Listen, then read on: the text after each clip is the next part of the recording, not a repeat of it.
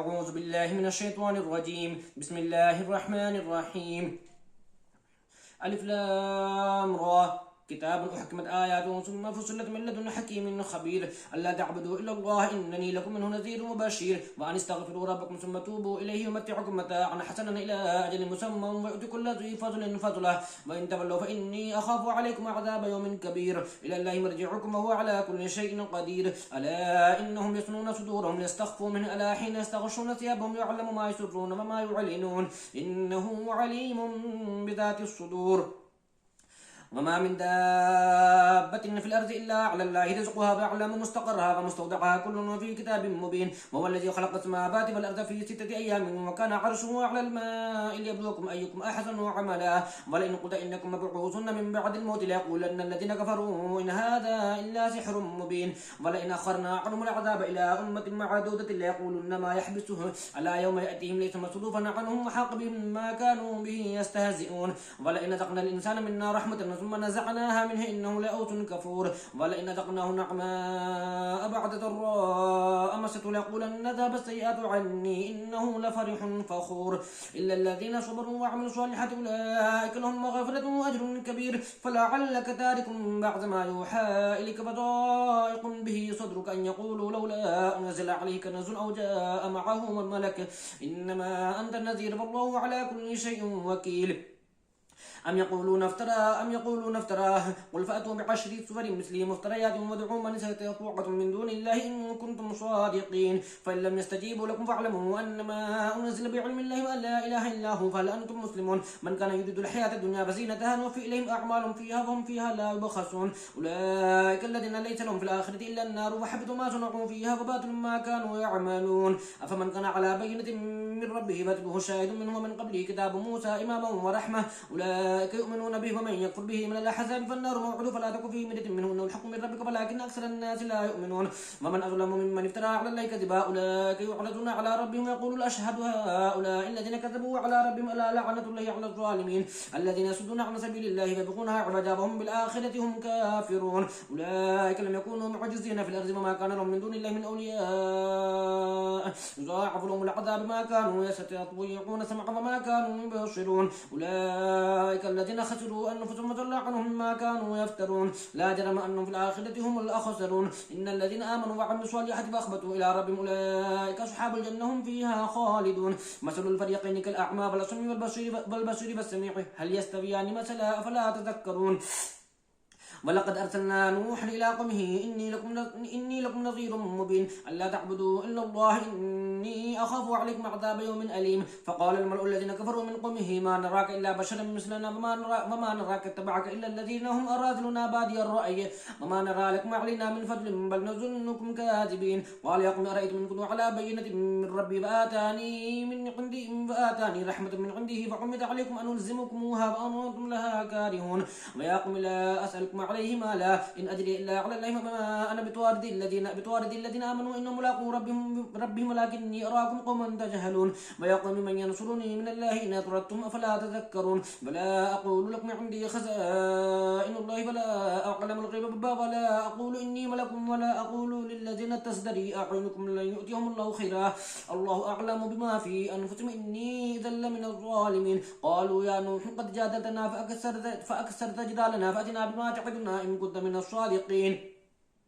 قال إنما يأتيكم به الله إن شاء وما أنتم بمعجزين ولا ينفعكم نصحي إن أردت أن أنصح لكم إن كان الله يريد أن يغويكم هو ربكم وإليه ترجعون. أم يقولون افتراه قل إن افتريته فعلي إجرامي وأنا بريء مما تجرمون. وأوحي إلى نوح أنه لن يؤمن من قومك إلا من قد آمن فلا تبتئس بما كانوا يفعلون. فصنعوا الفلك بأعيننا ووحينا ولا تخاطبني في الذين ظلموا إنهم مغرقون.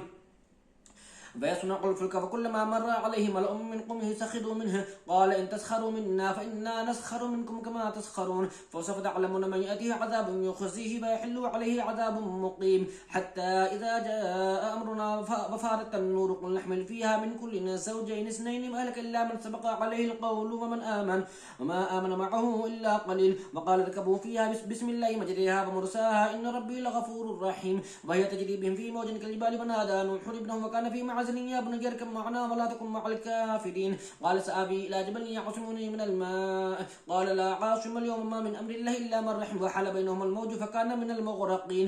فقيل يا أرض ابلعي ماءك يا سماء واقلعي وغيظ الماء وقضي الأمر فاستوت على الجود فقيل بعدا للقوم الظالمين. ونادى نوح ربه فقال رب إن ابني من أهلي وإن وعدك الحق وأنت أحكم الحاكمين. قال يا نوح إنه ليس من أهلك إنه عمل غير صالح فلا تسألني ما ليس لك به علم إني أعظك أن تكون من الجاهلين.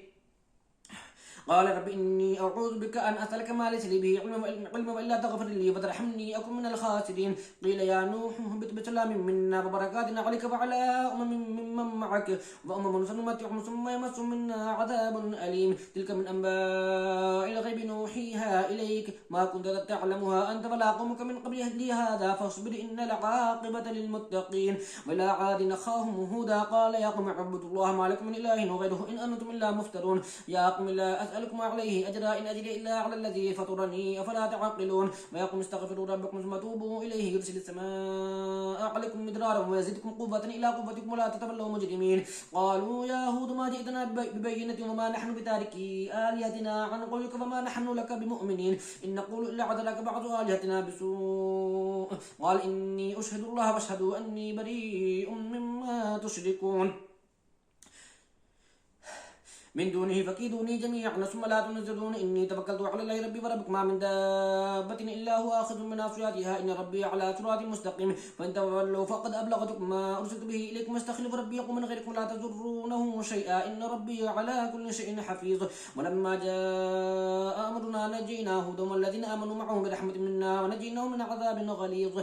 وتلك عاد جحدوا بآيات ربهم وعصوا رسلهم واتبعوا أمر كل جبار عنيد واتبعوا في هذه الدنيا لعنة ويوم القيامة إن عادا كفروا ربهم ألا بعدا لعاد قوم هود. وإلى ثمود أخاهم صالحا قال يا قوم اعبدوا الله ما لكم من إله غيره وأنشأكم من الأرض فاستعمركم فيه فاستغفروه ثم توبوا إليه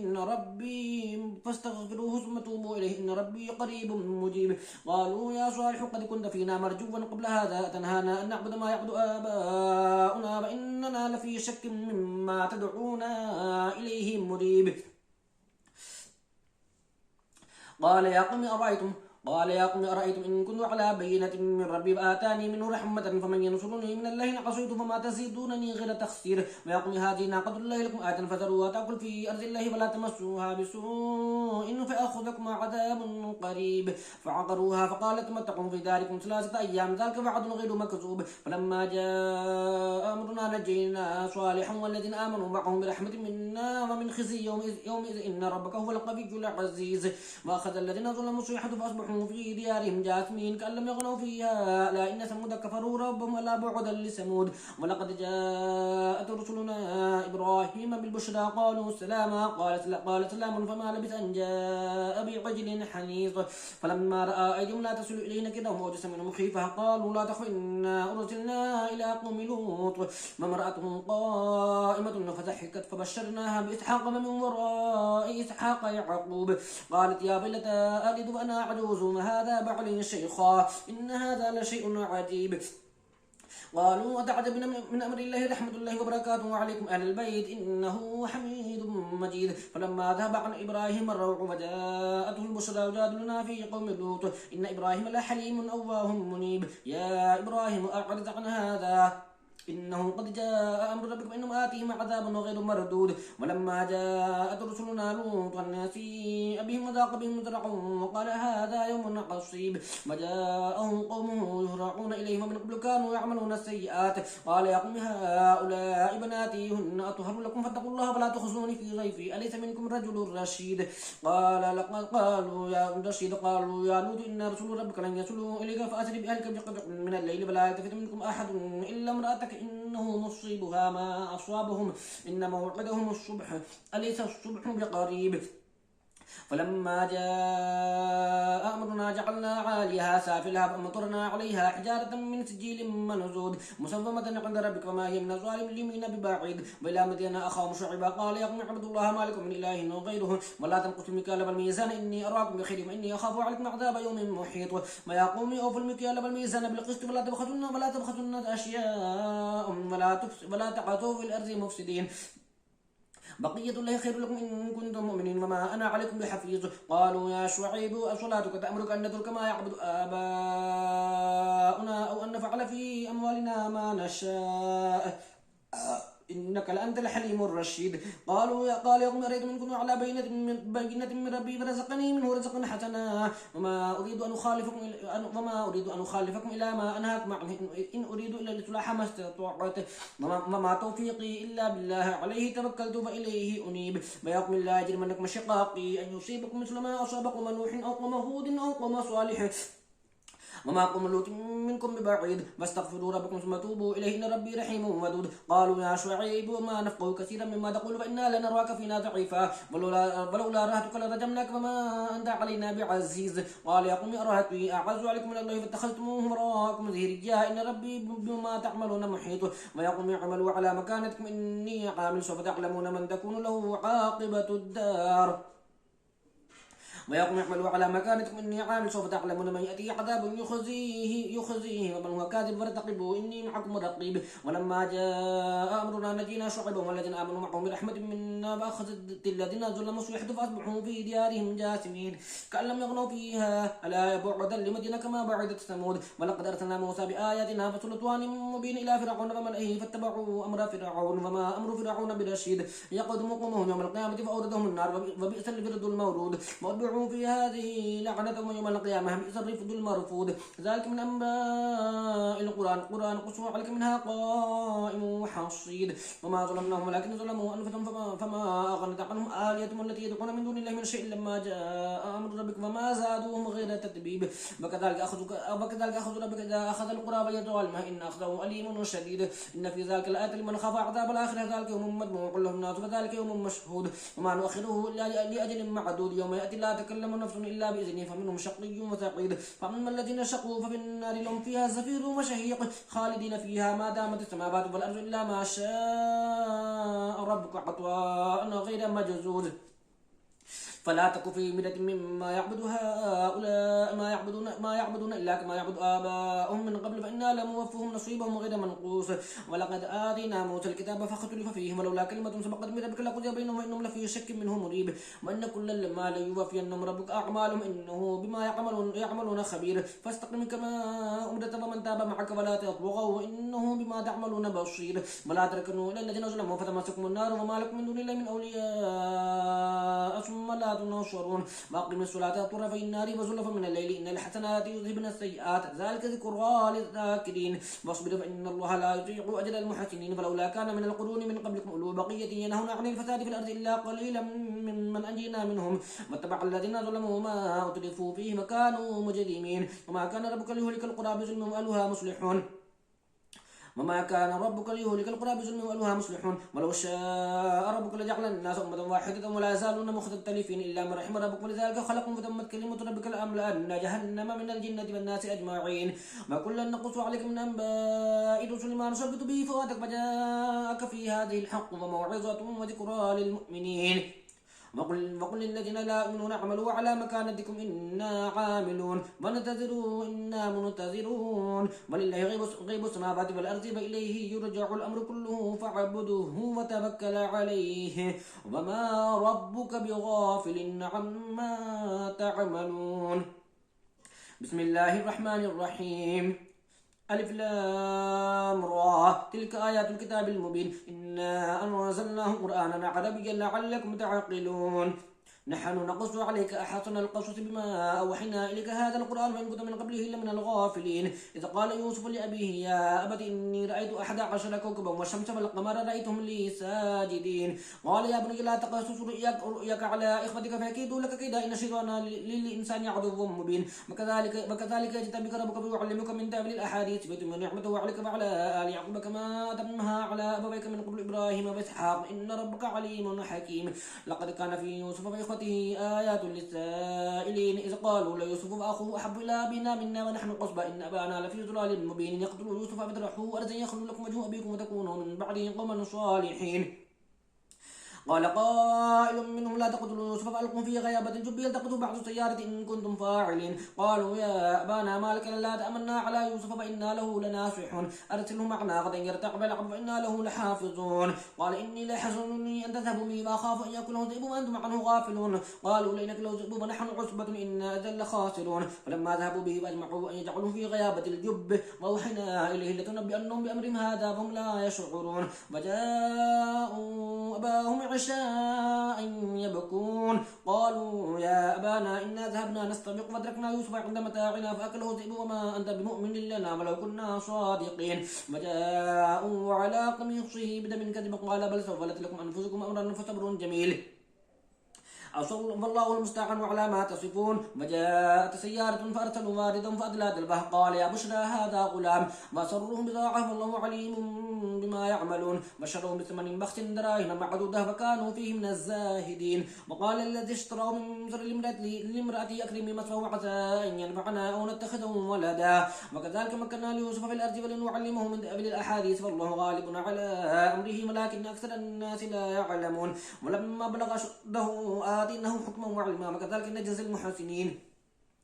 وراودته التي هو في بيتها عن نفسه وغلقت الأبواب فقالت هيت لك قال معاذ الله إنه ربي أحسن مثواي إنه لا يفلح الظالمون. ولقد همت به وهم بها لولا أن رأى برهان ربه كذلك لنصرف عنه السوء والفحشاء إنه من عبادنا المخلصين. واستبق الباب فقد قميصه من دبر وألف يا سيدها لدى الباب. قالت ما جزاء من أراد بأهلك سوءا إلا أن يسجن أو عذاب أليم. قال هي راودتني عن نفسي وشهد شاهد من أهلها إن كان قميصه قد من قبل فصدقت وهو من الكاذبين وإن كان قميصه قد من دبر فكذبت وهو من الصادقين. فلما رأى قميصه قد من دبر إنه كان من كيدكن إن كيدكن عظيم. يوسف أن أعرض عن هذا واستغفري لذنبك إنك كنت من الخاطئين. وقال نسبة في المدينة امرأة العزيز تراود فتاها عن نفسه قد شغفها حبا إنا لنراها في ضلال مبين.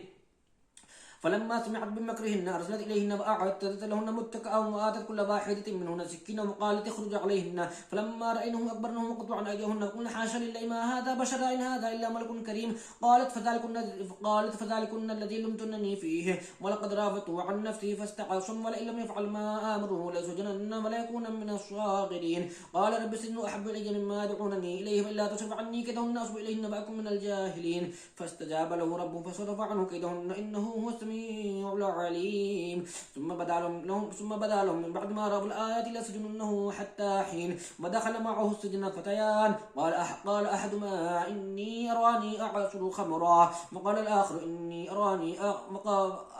أراني أحمل فوق رأسي خبزا تأكل الطير منه نبئنا بتأويله إنا نراك من المحسنين. قال لا يأتيكما طعام ترزقانه إلا نبأتكما بتأويله قبل أن يأتيكما ذلكما مما علمني ربي إني تركت من قوم لا يؤمنون بالله وهم بالآخرة هم كافرون.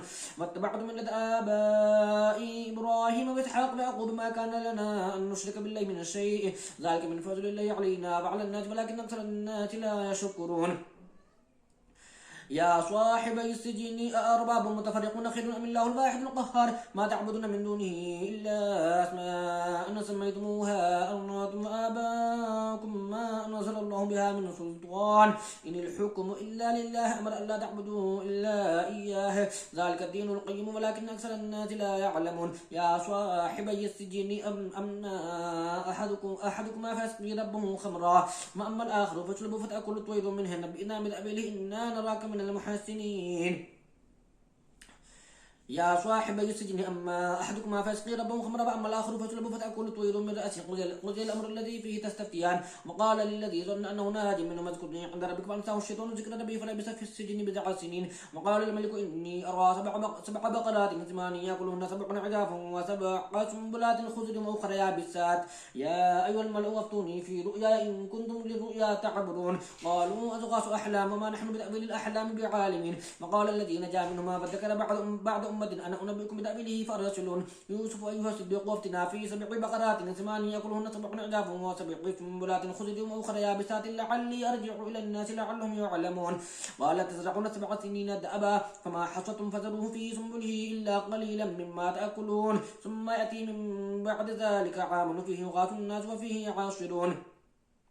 وقال الملك ائتوني به. فلما جاءه الرسول قال ارجع إلى ربك فاسأله ما بال النسوة اللاتي قطعن أيديهن إن ربي بكيدهن عليم. قال ما خطبكن إذ راودتن يوسف عن نفسه قلنا حاشا لله ما علمنا عليه من سوء. قالت امرأة العزيز الآن حصل الحق أنا راودته عن نفسه فإنه لمن الصادقين. ذلك ليعلم أني لم أخنه بالغيب فأن الله لا يهدي كيد الخائنين. صدق الله العظيم.